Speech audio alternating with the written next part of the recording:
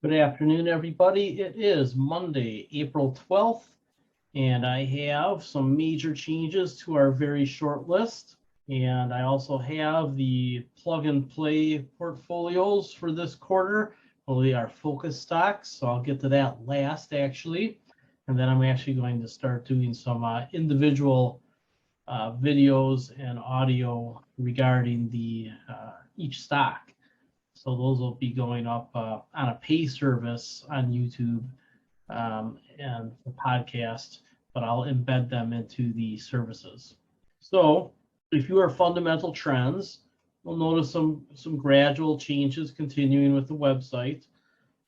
Free library card material here. So this is free to the public with a registration. And then to make it easier for member content to be seen, I put that down here. So you'll always get the 6 most recent articles. And depending on your membership, that'll help you get in or out.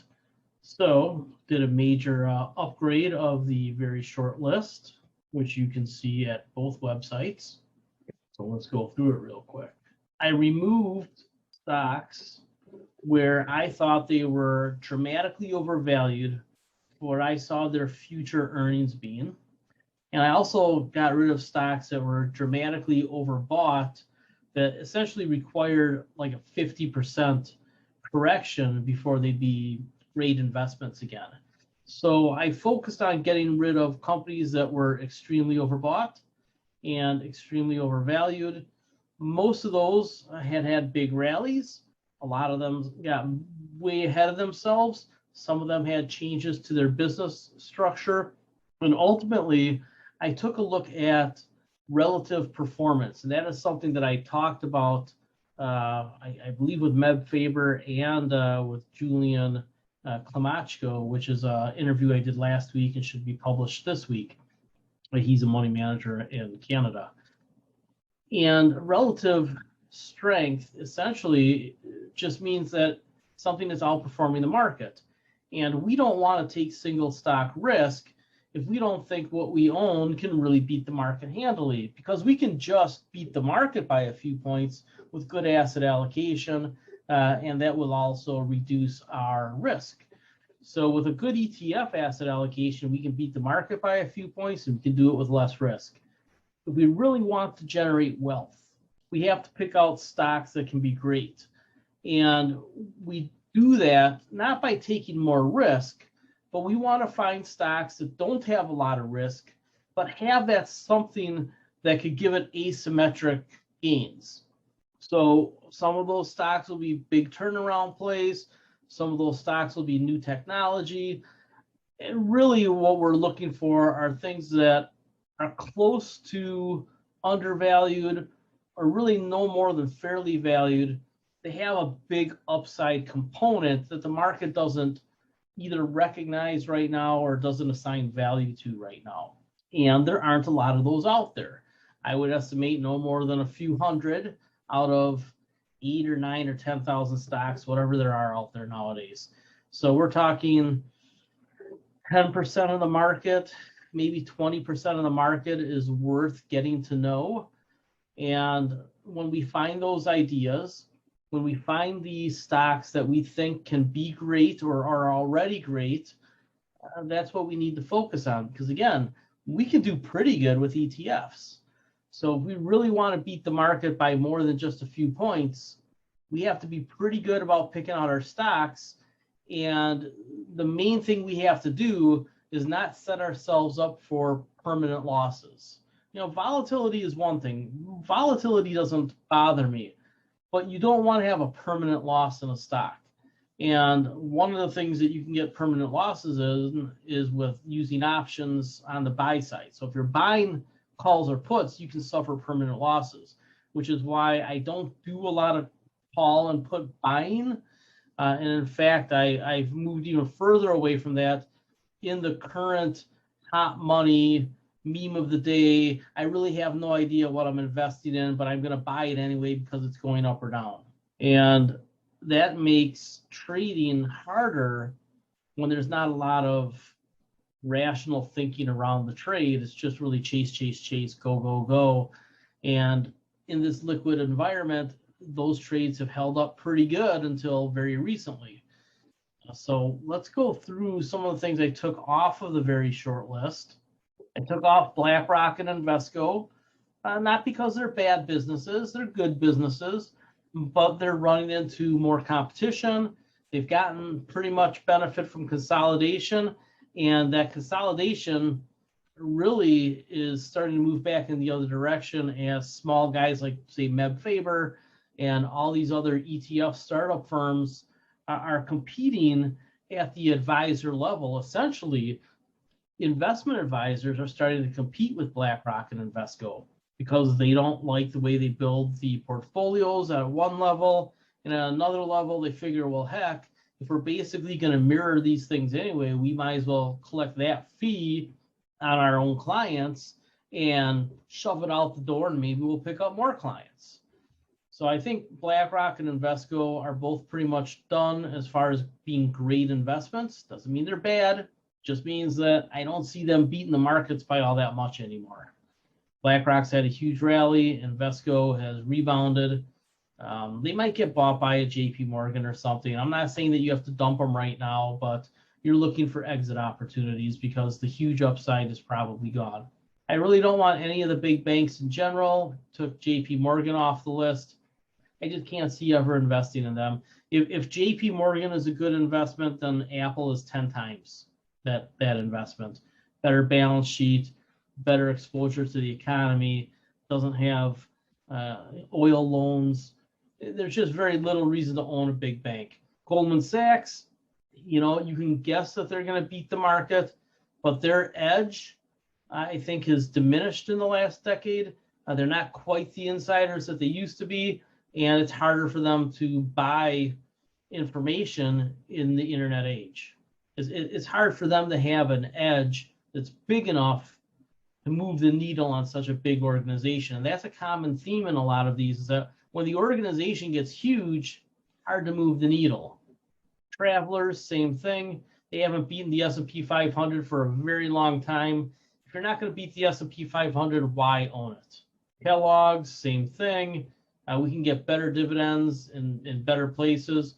Kroger, I bought Kroger a couple years ago and it did well, but the more I've gotten to know the company and the more I see competition city to city, every time Kroger buys a chain and consolidates 10 stores down to 7, you just have 3 new stores move in. Some regional or local player comes in, and they usually do it pretty well. We have a chain here called Sendix. It's awesome. Festival of Foods, I think, has moved out of Michigan around the Midwest. And I know this is happening around the country. So every time there's consolidation in the space, somebody new pops up. Somebody's kid whose dad was in the business takes over the little store and expands it, right? Acadia Pharmaceutical, it's a hard to understand company, high risk, speculative, hasn't beaten the S&P 500 over any time frame in the last 5 years, really, so I dumped it. American Electric Power, same thing, hasn't really beaten the market at anything longer than a month or two at a time in the last 5 years, and they still have all that capex as they transition away from fossil fuels. Cognizant Technology Solutions, Indian, and great idea, but bad stock. It's not very transparent. It's hard to get information. I can just buy an India ETF instead of this company. Insight hasn't beat the market in 5 years. It's speculative. If you really wanted to be a believer in this company and get to know it and spend all that time on it, maybe you'll get lucky and they'll do something great and pop. Between now and then, who knows how long that is. There's only so many minutes in a day, so I'm not bothering with Insight. Same thing with Ionis. I know that a lot of people love Realty Income, but if you take a look at their performance over the last 5 years in an environment that is ideal for REITs, it hasn't beaten the market. People are like, well, but I love Realty Income. It's triple net lease. Yeah, but they couldn't really have asked for better conditions and still couldn't beat the market. So what's the point? SAP hasn't performed well over the last 5 years, really over any time period. I know people are like, well, but maybe it will do well in the next 5 years. Look, a lot of times a company stock that doesn't perform just isn't going to perform. It doesn't have the imagination of the market. It isn't beating by enough. You'll notice that a lot of these companies, really all these companies, are either A, gigantic, or speculative.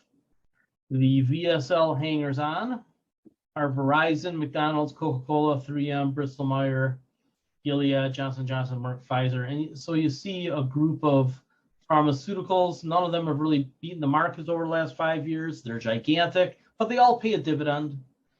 I think that you can buy them as a group and be pretty good through an ETF. Picking them means that you have to commit a lot of time to knowing their pipeline and hoping that they have something that's going to blow the doors off the market. And that means for a company this big as any of these, it has to be a gigantic thing that they're doing. So even with COVID vaccinations, you're not seeing Johnson & Johnson and Merck really take off. It doesn't mean you can't own them, but they're basically going to track the market over a long period of time. Is it worth the company-specific risk to do that? I mean, let's take Johnson & Johnson, for example. You know, who's to say that they don't end up having something really bad come out of that talcum powder fiasco? Yeah, I don't think they will, but the point is, why take individual company risk, especially with companies that are putting chemicals in your body when they could screw up? Verizon, again, not a bad company, but I've been reading their filings. They just put in a change of ownership, golden parachute for the CEO. So I don't think we get rid of this stock. And in fact, I think you could even buy it with the idea that if they get taken over by an international player, which I think is becoming very likely, you could do all right. So with as fat as their dividend is, as essential as their service is, I think that if they get bought out, that's that one other thing that could make it a winner. So it's hanging on to the VSL, but once it's bought, it'll be gone. McDonald's, they're running out of world to expand into, but automation is going to bring their labor costs down, and their drive-through is still a big deal. So with proper execution, they could have one more big rally. After that, I think it's probably done. Coca-Cola, they'd have to win somewhere in the water supply chain, I think, for them to really have another significant leg up. Again, they pay a dividend. They're widely owned. So we keep them on the list to keep track of them, but not something that I'd be super excited about buying unless there is a pretty significant correction. They do have a level of safety that a lot of companies don't have. So buying them on the correction, if you're not looking for the huge upside, but you want to basically beat the market by a few points with a little bit more safety, this is almost kind of like an ETF as far as safety goes, because they do have so many businesses within the company that I think you could own Coca-Cola. But again, not super excited about it. It's hanging on, it's in there. There's reasons to maybe buy it from time to time. But again, it wouldn't be on my A list. 3M, they're trying to move back to being in a growth profile. It's difficult. They have quite a bit of debt. Big business transition. What do we know about turnarounds? They don't always turn around. They seem to be doing a pretty good job. Something to keep an eye on. I'm not ready to get rid of them. But you'd have to commit some time to really get to know the business to say, okay, this is going to be worth that single stock risk. Got rid of a couple of utilities, or not got rid of, but they're hanging on by a thread. It'd be Wisconsin Electric Group is essentially what this is. They've spread out to the Midwest, Michigan, Minnesota, Iowa. They're doing a good job of transitioning to the cleaner energy solutions. Some of those pictures I showed you were one of their solar developments in northern Wisconsin, northeastern Wisconsin, close to Green Bay. And they generally do a pretty good job. And now it's not worth buying right now, but on a pretty deep pullback, and as they get to the end of the CapEx cycle, there might be an opportunity. Essential utilities, water, wastewater, natural gas, they've slimmed down, they cut their dividend. I think they could be poised for a rebound. Again, another one that you can keep track of. I wouldn't be super excited about them. I don't think I put them at the top of my list. They're not on the plug and play. but it's something worth just having in the grid, in the tracking system, because maybe something happens and you say, oh, look, they're ready.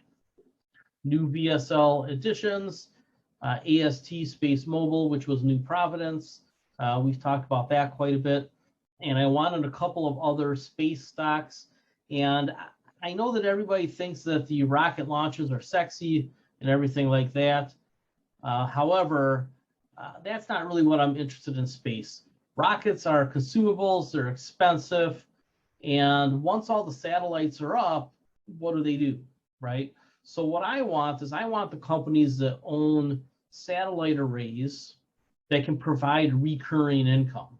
So that's AST Space Mobile with a 5G delivery, Black Sky, which is buying Osprey through a SPAC.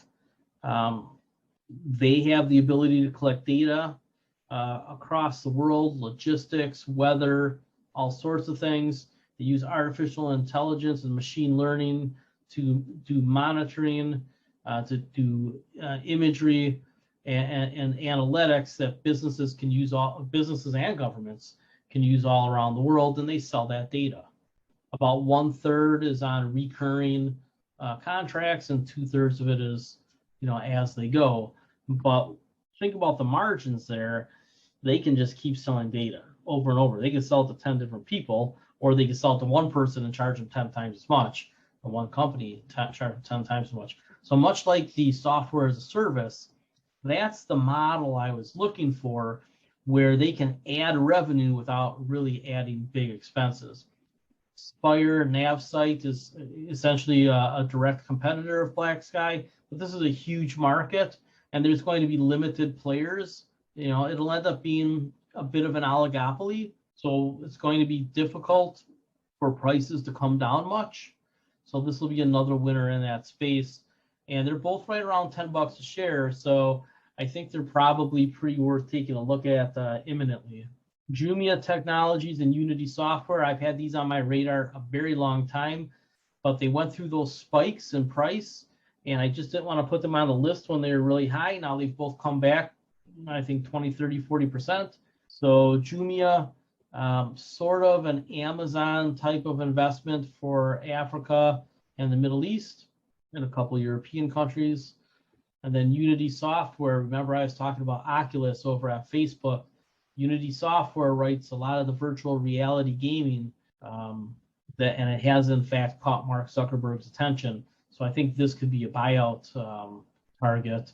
Or if they spin off Oculus, maybe they spin off Oculus with Unity Software. We'll have to see exactly how the business model at Facebook emerges, but this is something that's on that platform. The games are on that platform, and they need just a few million more people doing virtual reality, which I don't think is going to be much of a challenge by Christmas, to really start gaining a lot of revenue. So these are the 5 most recent additions. I wanted to give you my thoughts on some of the ones that I didn't remove, but are borderline, right? You gotta have a special reason to buy them. In most cases, it's the dividend. And then I pulled these off. And I want to show you some things with relative performance. So I have in Stock Rover, I have a whole bunch of the ETFs, including the sector ETFs loaded up in here. And I track them by performance against the S&P 500. So I would just say, take a look at this. Home builders have done really well lately. And I think that we're early in this cycle, right? Because over the 5 years, certain home builders haven't done that well. This includes a different batch of companies. So it's interesting that they include slightly different batches of companies. That impacts their performance. Go down here, and I just got scolded today by somebody who told me I was missing oil trades. Well, I guess, about 2 years ago, I started going pretty bearish on oil and gas companies. Well, I don't know. I think that that's probably about right. I thought there'd be a rebound. There wasn't. Get the little bounce off the zero price early, last year into the end of the year. But now oil has turned back over because the reality is that it's a dying industry. So, you got to trade. Hey, yippee-ki-yay. But the reality, long-term, intermediate term, and once again now is that it's rolling over. Why? Because there's just way too much bleed. You know, if somebody says, hey, small cap oil company, there's been a bunch of 5 and 10 baggers off the bottom. Yippee-ki-yay. You rolled the dice and you won. I play craps once in a while. When I go to Vegas and I win, I once bet on 00 and 0, the green numbers in roulette, and I hit it. In fact, I've hit it twice. Doesn't mean you're smart. Doesn't mean that you pick something that's going to do well over the long term. It means you made a trade. Good for you. Last night, I made a straight flush, and I still busted out of the tournament. It happens.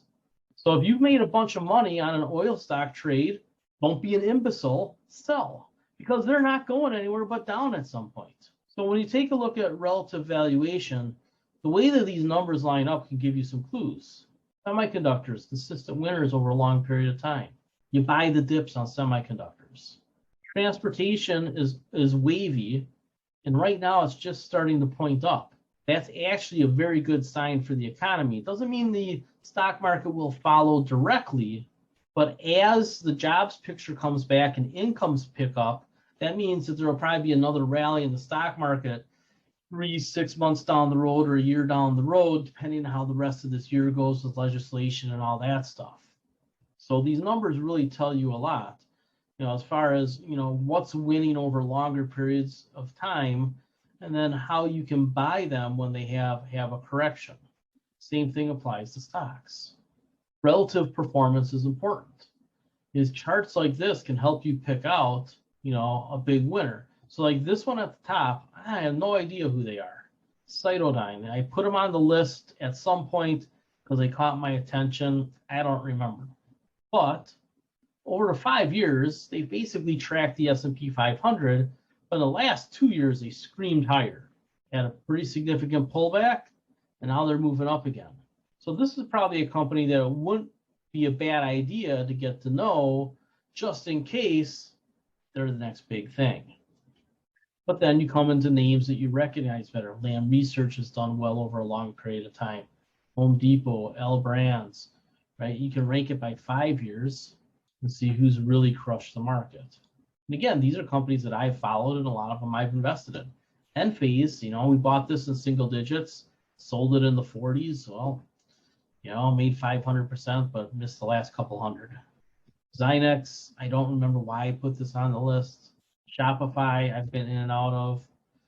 Millennial Lithium, I'm a recent comer to this, probably the last year, and I haven't invested in it. But there's a couple of reasons why I think it's interesting. So if we could get it on a pretty big pullback, when they're on the verge of really generating revenues, it could be interesting. Advanced Microsciences, you know that I made most of my personal money in this stock. Exact Sciences. Teladoc we talked about a year ago before COVID. NVIDIA has been a huge winner. Square, Tesla. Go right down the list and say, okay, how many of these longer term winners are still great investments today? And you take a look at Enphase and you go, well, it's done well, but it's done less well relative to the market. And then lately it's on a correction. So the question you should ask is, how deep can this correction go? That last run up from 80-ish to whatever it is today, 151, you know, I could see Enphase losing 50%, but at that point, you should probably ask who I want it. Well, the 5-year at that point will only be up 3,000% against the market and 700% against the market over 2 years. But then this will say, you know, minus 40 or 50 or something. That could be a pretty interesting entry point if it happens. And these are the things that I look for. You know, who are the consistent long-term winners that are still doing well in the last 2 years? Then what does the shorter-term picture look like? We know that your trades, your swing trades, last anywhere from weeks to several months. 2 to 3 months is pretty common, right, between earnings periods. So if we can use this time range to get into something that's doing this, pretty powerful. Talked about Caesars back in May, and it ran up. Now it's coming back. Tell you what, if I can get Caesars on a pullback ahead of them going on and doing more online gaming, I'm probably going to want to do that. It's the reason that we're in fast. Golden Nugget Online Gaming, will probably get merged into some other platform. He'll sell off the gaming and keep the hotels and restaurants because he identifies with those. Fertitta identifies with those. The online gaming, he just wants to monetize. Or maybe it's the other way around, and we'll see. But there's a lot of money in gambling, especially when you can buy these stocks off of the bottom or when there's a big transition. And the big transition now is that the United States is going to get back into online gambling. When does that law change? I don't know, but it's going to, because you can't stop it. You can't stop it. They can't legislate it away. Somebody wants to play poker online. Good grief. Go buy a half of Bitcoin. Play poker all you want online. Right? Sunrun, interesting stock. It's pulling back. I talked to you about that one. I love their partnership with Costco. We just mentioned this one, right? So you go right down the list. You go, Now, you'll notice that there's very few of these that haven't beat the market in the last 5 years, but some of them have just got crushed, comparatively speaking. Like, I have never invested in Carl. I just follow some of these. As you start going through these, you start asking which ones could be the turnarounds, and people say, well, GE. I'm like, GE still has, a trillion, billion, cajillion dollars in debt. The cruise lines have to take on more debt. They're going to, start doing cruises again, but their debt profiles have been pushed out another 5 years. I mean, it's just forever before they're going to pay off these bills. And then they're going to need boats by then. Lumen, there's very few of these that I really think are attractive. But Lumen, they've finally split up the company into 3 pieces, getting ready to sell off a piece. So that's where you start saying, is this starting to turn? Past 6 months, it's outperformed a little bit. Is it going to outperform going forward? So here, is it going to do well? Well, it rebound off the bottom from the REIT crash. Now it's starting to turn over again. And the longer term, it has trailed the market. And you find this with a lot of REITs. Simon has trailed the market over 2 and 5 years.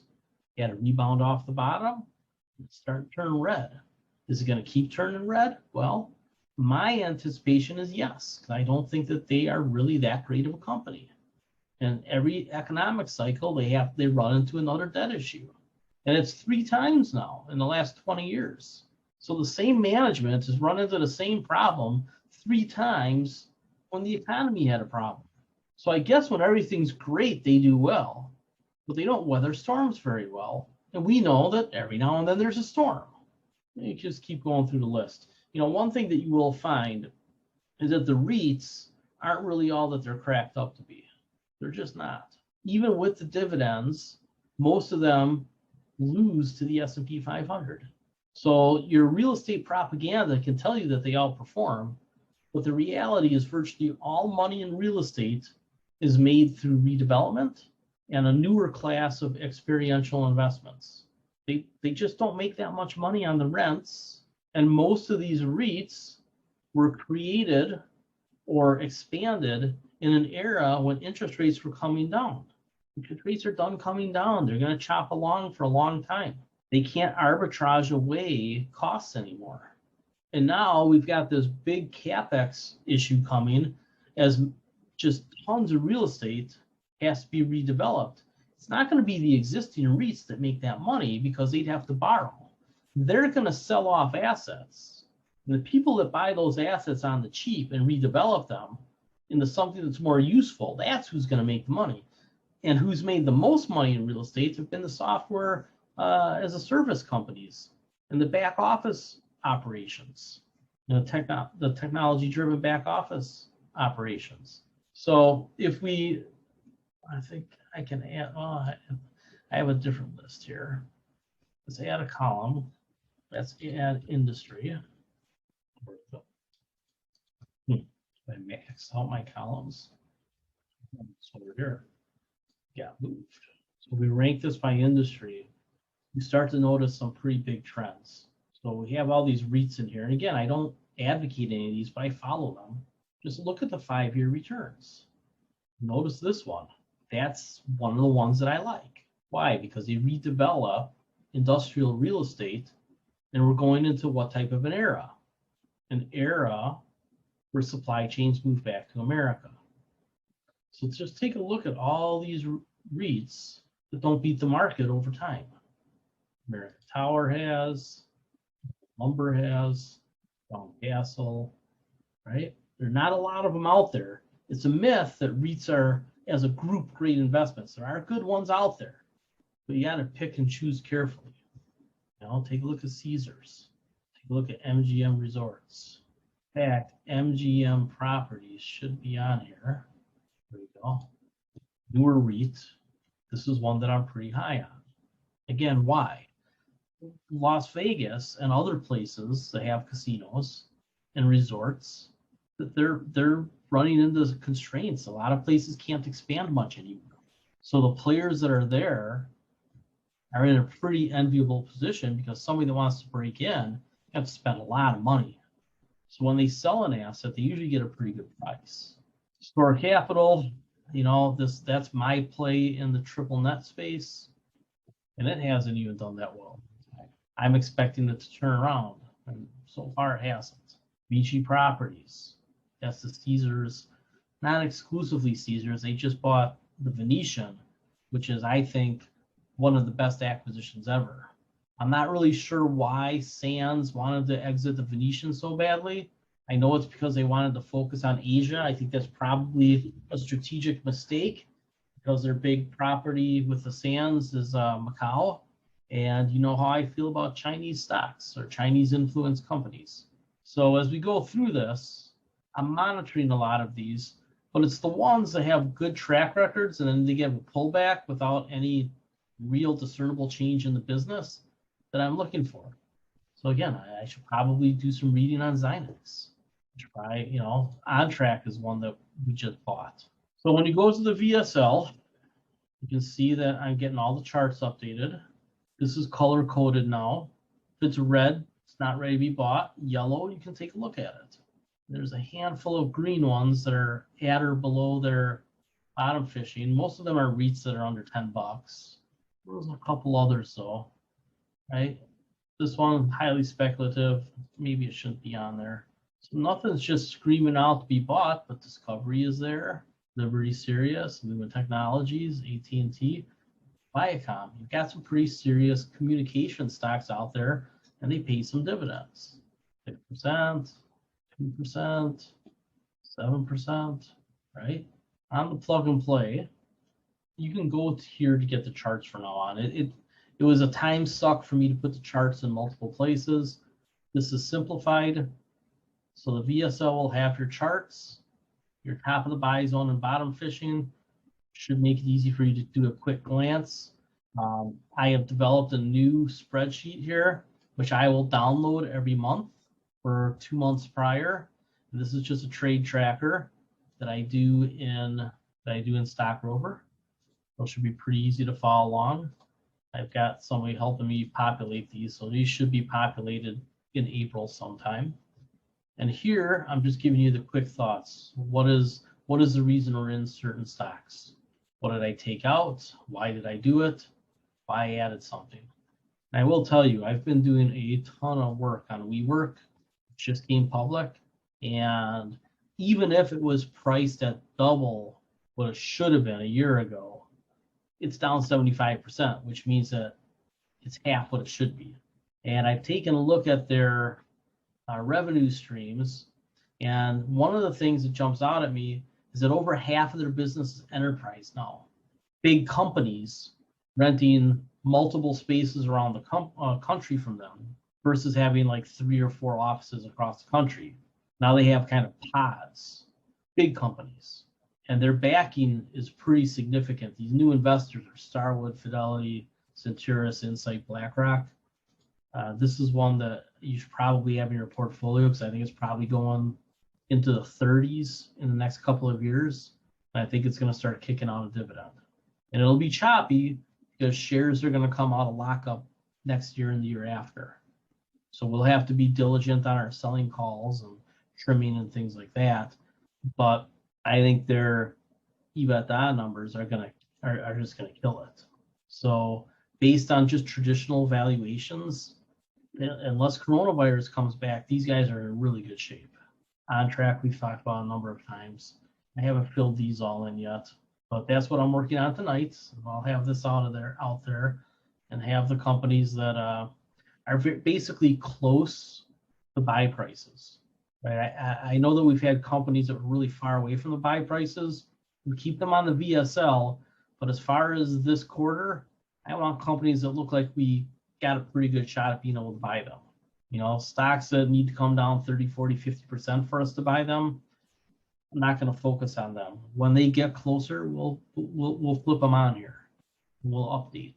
But I really want to focus on the things that we can get into in a more timely manner. All right. Do we have any questions? Greens Boot Alliance. Well, as I told you quite a while ago, I don't own it anymore, but you know, my target's here in the 70s. I think you can hold on to it, but I will tell you, I don't love Walgreens. With what I saw at Walmart and what I see with Walmart, I think that Walmart is going to have a much bigger presence in healthcare in the future. And some of those great big spaces they're going to use for clinics and expanding their pharmacy. I think that Walgreens is going to have a problem because their buildings are relatively smaller. And I think it's hard for them to add other services. And frankly, who shops at Walgreens anymore? I think if Amazon's hurt anybody, it's really hurt them. So every time I go into a Walgreens, I get a little angry because I know I'm going to pay double for whatever it is I'm grabbing just because I need it at that moment. But I try to avoid going to Walgreens now. You know, maybe that'll change a little bit as I get older and need a prescription here and there. But I don't think Walgreens is something that is going to survive in the long term in its current form, which means that they have some strategic transactions that they're going to have to go through. You know, they've been rumored to get bought out. And I just think that as they get to their fair value, that's probably it for them. I think their fair value is in the 70s. Somebody says Lumen does not look profitable in the next few years. Well, that means that you don't understand the company.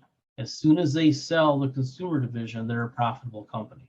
You have to understand what the business model is and what they're trying to do. They changed into 3 divisions, about a year ago? We just saw AT&T spin out DirecTV and similar businesses as what Lumen's trying to spin out. It wouldn't surprise me to see Lumen spin out that consumer division into the same entity that AT&T spun out into, as they both have directors from the same private equity firm. So we've talked about that a couple times now. You know, going back to WeWork, somebody brings up that they redesigned and modernized. Yeah, you know, what they did is they got rid of virtually all of their other businesses that were just kind of tertiary, and they cut their expenses by, it was like $4 billion in future rents. And they moved from being 10% enterprise to a little over half enterprise, heading up to 60 or 70% enterprise based on the pipeline of deals in the works.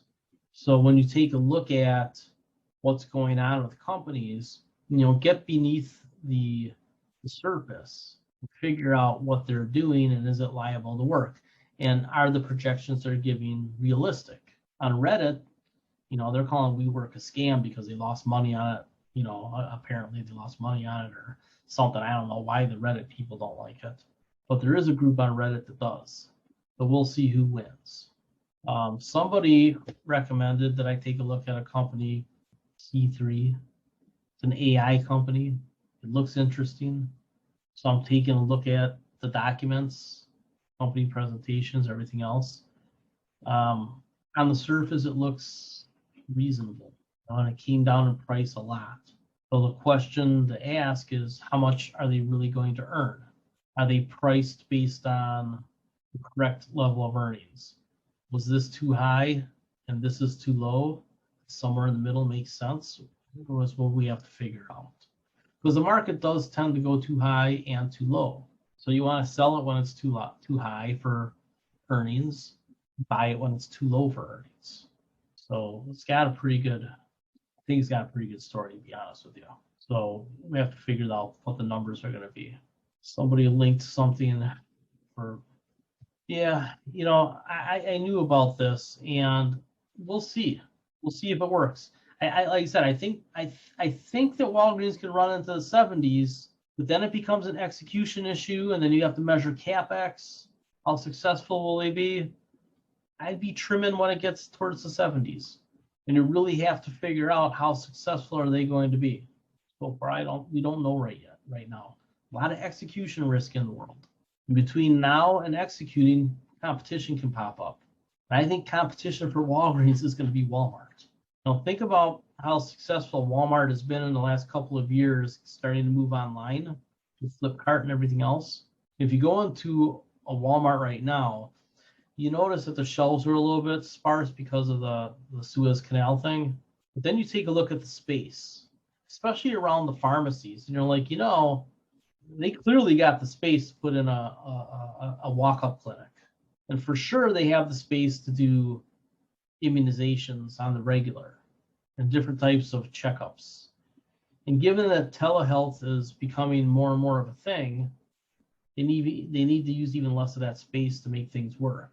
So I don't know. I think Walmart is so big, it's hard to move the needle on that one anymore. But they're also so big that they can kind of put the screws to their competitors. I take a look at, I use Value Walk all the time to take a look at 13Fs. That's what they have here, right? And they finally updated their website. I'm begging him to update this website. He finally did it. So I'm finally going to start writing for this guy. So I have a discount code for you guys if you want Value Walk Premium. It's only under $200 a year, but they have a 13F screener. I just forget how to get there. See what I mean? Stuff does all right. There you go. 13F screener. So they have a pretty interesting 13F screener. I don't know why that popped up, but see, his website still doesn't function as well as it should. And there's more in here, but they're posted to articles individually. It's burdensome. I actually have started to use Sentio for the 13Fs more because the AI, I just ask it and it tells me. But this costs thousands of dollars a year. This is a couple hundred. I think there's other ones too. I like Renaissance. I think Renaissance, usually because it's a data-driven thing, is pretty clean. So Renaissance, I think, is one of my favorites. That's where I've gotten a number of these companies. All right, are we good for a Monday night? I'll finish this up, get it to you.